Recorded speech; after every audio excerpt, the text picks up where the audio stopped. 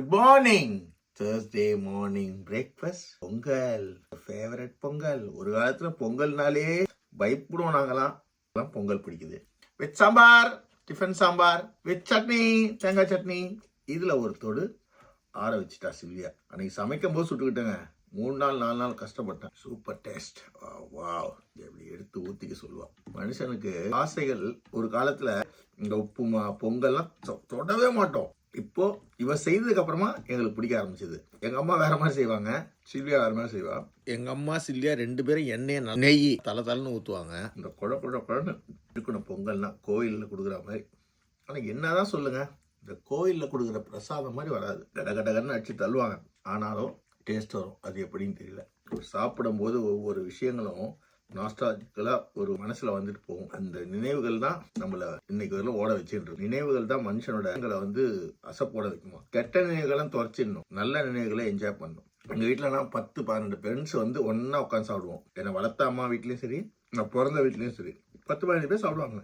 அது எப்படிதான் அந்த காலத்துல செய்தாங்க, எப்படி அவங்களால முடிஞ்சதுன்னு இன்னைக்கு வரல. இப்ப கூட 2 பேர்கிட்டையும் கேட்க எப்படிதான் அது வசங்க வந்துச்சு இல்லை நான் சொல்ல முடியும். என்னடா சாப்பாடு இல்லாம எங்க வீட்டுக்கு வந்த இங்க பிடிக்கும் அதனால இருக்கிற அப்படின்வாங்க. பட் எங்க அம்மாவுக்கு நான் நல்ல புள்ளையாவே இல்லை, அவங்க கூடவே இல்லை. நான் அது அவங்களுக்கு பெரிய வருத்தம் தான் தெரிஞ்சது.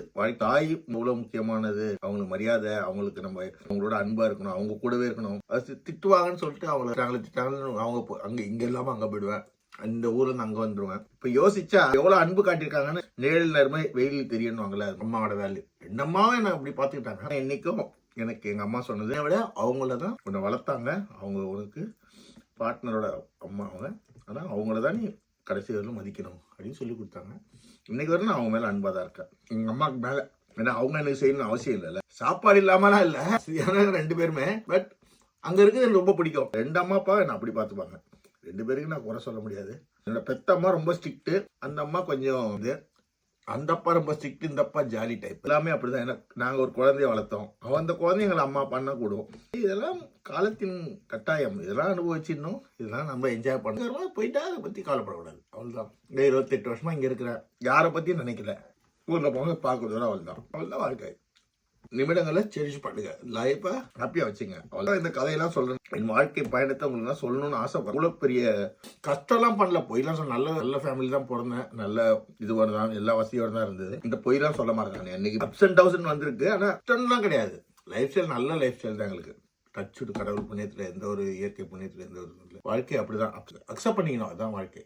Thank you. God bless you Kannamma for your feast. I love you டா. Thank you. God bless you everyone.